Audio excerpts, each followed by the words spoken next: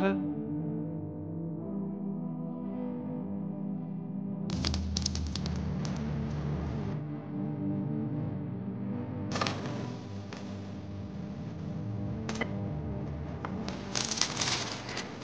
الصيف.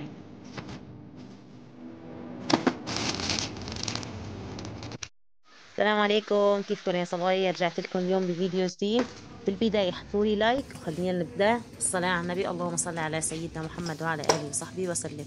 جيت على ايس بير، شفت هيك تشكيلة هدول الصحون طلعوا أحلاهم، هيك عليهم وردات وعليهم شغلات فواكه.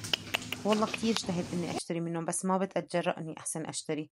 فمالي عرفاني هلا حاليا إذا بدي أحسن أنزل أغراضي معي ولا ما رح أحسن أنزل أغراضي، وإذا بدي أنزل هلا ولا ما بدي أنزل هلا. فاشتريت بس وقت هي الورد، طلعوا ما أحلاها. يعني صاير كل ما بدي أشتري شغلة كمان عم بحسب حساب إذا خرج أنزلها معي ولا لا. فاشتريت هذا الورد من الآيس بير، هذا ورد صناعي يعني بس شكل هيك بيعطي شوية تفاؤل. وبدي أروح على البيم، في عندي تسوق شهري بدي أشتريه. أنا عادة دائما بنزل على البيم كل شهر بتسوق تسوق شهري، فما حسنت أصور لكم كل شي يعني في البيم وكل شي اشتريته، لأني هيك شوي كنت ملبكة بالأغراض والعربية وابني، يعني ألف قصة صارت معي، فما حسنت إني والله أصور من الأول للأخير. الأراد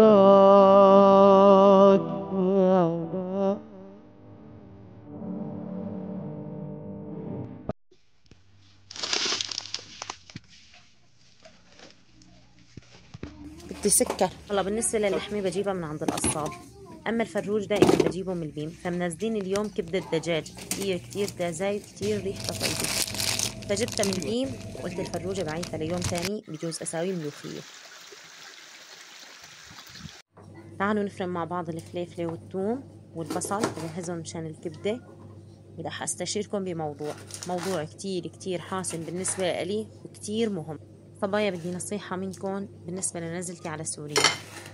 مالي عرفاني إني أنزل هلا أستقر هلا وأركز أموري، ولا أستنى مثلا حتى نطلع من هالمربعينية والبرد والشتاء، ولا أستنى لبعد سنة. عم بخاف كمان إذا تأخرت هلا بالنزلة يكون في شواغر عمل، في شواغر بالنسبة للجامعات، في أي شيء إني خرج أستفيد منه إني أروحه. وخصوصا أنا عندي موضوع الجامعة وموضوع إني العمل هذا كتير كتير مهم. ومثل ما لكم شايفين صبايا، إجازات حاليا على سوريا ما في. بالنسبة للإجازات حاليا ما في ريحة إجازات أبدا، وإنك تسلمي الكملك وتنزلي على سوريا فرح تعدي لل1000. فمالي عشان شلون بدي أتصرف بهي الطريقة، إني أنزل ولا ما أنزل ولا محتارة. أنتوا بدي منكم نصيحة تعطوني إياها يعني تكون نظامية 100%. وبالنسبة للصبايا اللي ينزلوا حاليا يكتبوا لي بالتعليقات، وإذا في عندكم مثلا رقم سيارة إني خرج هيك تنزل عفش يكون سعر كتير منيح كمان كتبوا لي، لأني والله كمان موضوع العفش مالي عارفان شلون بدي أساوي. إني واحد ينزل ويرجع يبلش من الصفر هذا أمر كتير صعب. يعني كل منطقة بنروح عليها بدنا نرجع نبلش من أول لجديد، نبلش من الصفر. إيه متى نبدأ من الواحد مالي عرفاني. فأنا بالنسبة لي عم بفضل إني واحد ياخد عفشه أحسن ما يقعد يدور على السكينة والمعلقة ويدور على الصحن والكاسة من هون لهون لبين ما يرجع يشتري ويظبط أموره بالزور. فياخد كل أغراضه ويحط أغراضه، خلاص نزل مثلا على البيت، استأجر بيت، اشترى بيت، هاللي هو نزل حط أغراضه، كان أغراضه كلياتها موجودين معه، أو بعتهم مثلا بسيارة شحن قبل ما ينزل، هو كانت أموره مزبطة قبل ما ينزل، أحسن ما والله ينزل ويدور على الأغراض. بس المشكلة هون الأسعار كتير مرتفعة، يعني ما في شخص حكينا معه إني بدنا ننزل عفش البيت إلا ما بدله أكتر من حقهم، يا ريت قد حقهم. والمشكلة السكنة أنا اللي ساكنة أنا بمنطقتي قريبة من بورصة وبعيدة عن المعبر شغلة 17-18 ساعة، فكمان هي يعني صعوبة أكتر بالنسبة لنقل العفش.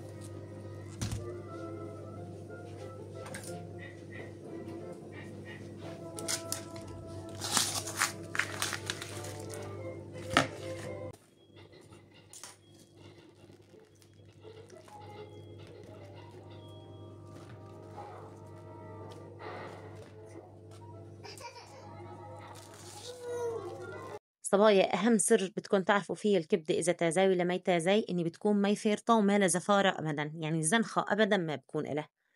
فشوفوا هاي الكبدة أنا اللي جايبتها بتفكروها قطعة شوكولا، شوفوا شكلها شلون. أما لما بتلاقوها زنخة وريحتها مي طيبة عرفوها إني قديمة وصل لها زمان. واهم شي لما تفرموها ما تفرموا مع المراره.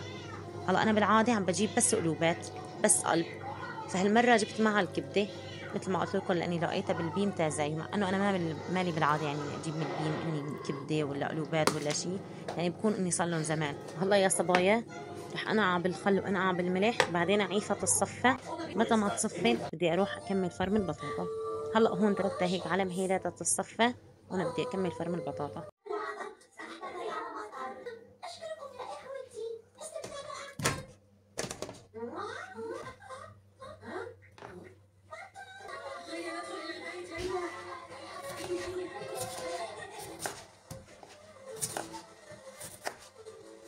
الحمد لله تمنينا أن تمطر علينا فأمطرت، لكن لم أتوقع أن تمطر علينا بهذه القوة. تمطر بالغزارة. كنا حالات. هي إننا في الحديقة. نحبك يا مطر. نملح ونروع تحتك يا مطر.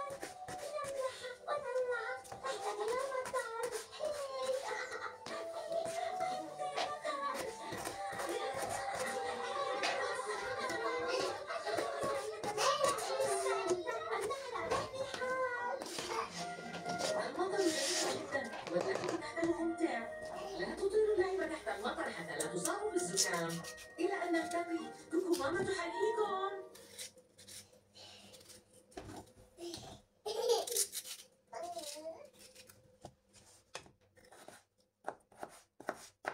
أعتقد أنه سيعينك إياها. صحيح. بشور، أتسمع بالله فيها؟ حسنا، خذها. أحسنت بشور، شكرا. أنت أيضا يا واو. اليوم أنا الأم لذلك سأطلبك بشدة. تسمح لي؟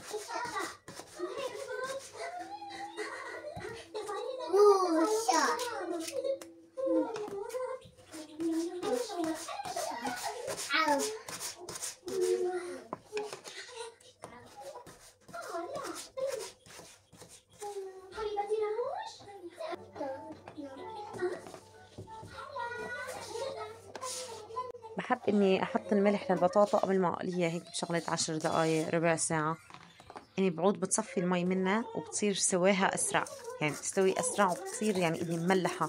لما بحط لها الملح من بعد بوقت شلون بتصير البطاطا، بحسها بتصير اني ما يدخل الملح في قلبها. رح اضيف هلا الزيت لاني لقيت الزيت كتير قليل، ورح اقلي الثوم والكزبرة كمان اول شي، بعدين اني اعود اضيف عليهم الكبدة. هون انا حطيت في قلب المقلاية، حطيت اني زيت ذرة، بتحسنوا بتضيفوا زبدة، بتحسنوا بتضيفوا سمنة.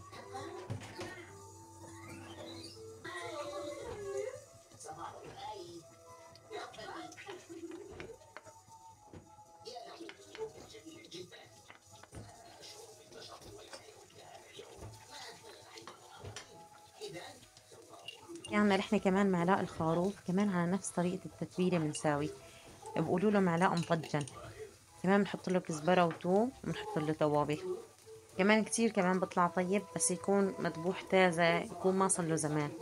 اللحمة إذا بدكم تاخدوا فوائد منها يعني ما بدها تكون ضلانة بالبراد كتير، وفي نفس الوقت تكونوا جايبينها تازة.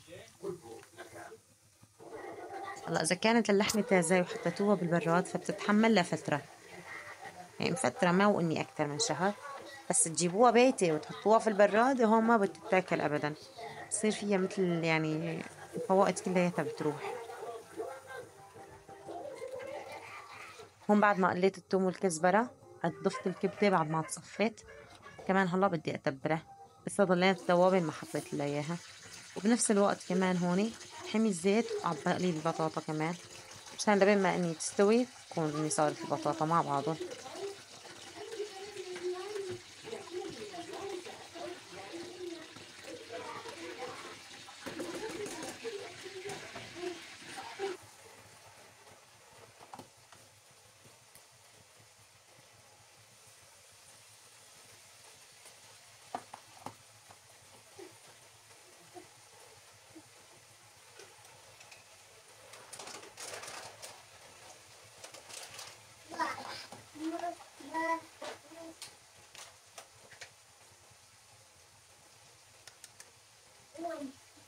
والتوابل اللي ضفتهم، ضفت فلفل أسود وبابريكا وكركم وزنجبيل وملح.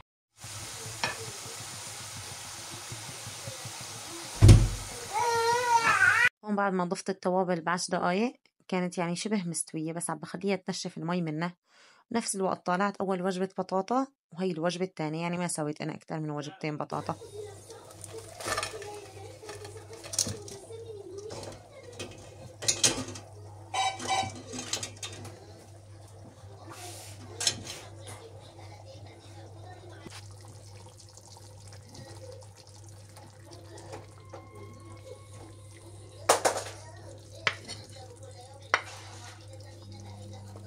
هون بعد ما الكبدة نشفت ميتها قطعت الفليفلة، شفتوا الفليفلة الخضراء والحمراء والصفراء، وعم بضيفها.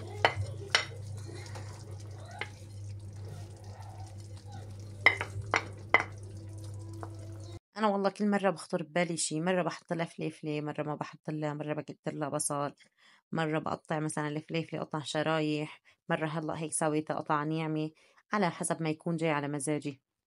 أنا بحس حالي إني إذا ما غيرت الأكلة كل فترة والتانية بمل منها، خصوصا الكبدة والقلوبات، هدول كتير كتير بجيبهم، يعني بالشهر بجيب منهم شي مرتين 3.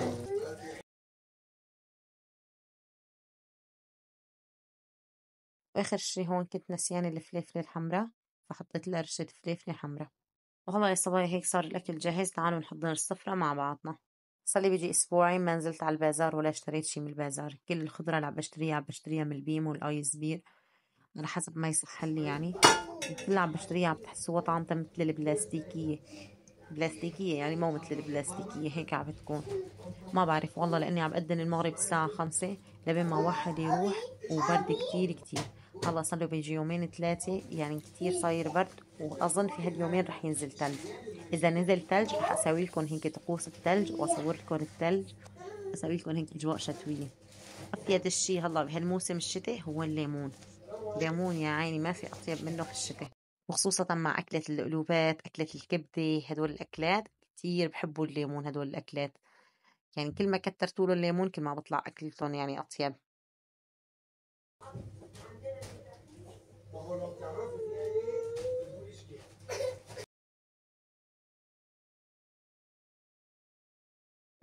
هدول الوردات اللي اشتريتهم من ايس بي اللي ورجيتكم اياهم طلعوا شكلهم احلى، لونهم ابيض، بس حسيت بدهم مزهريه غير هي.